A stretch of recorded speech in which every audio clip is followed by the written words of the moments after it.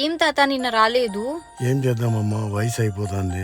ఏమన్నా చేద్దామంటే నాకు ఒంట్లో సత్తువలేదు. ఇది కూడా మానేద్దాం అనుకుంటానమ్మా. మళ్ళీ ఆ గేదెలు డైరీ అన్ని ఏం చేస్తావు తాత? ఈ డైరీ గేదెలు కూడా ఎవరికన్నా ఇచ్చేద్దాం అనుకుంటానమ్మా.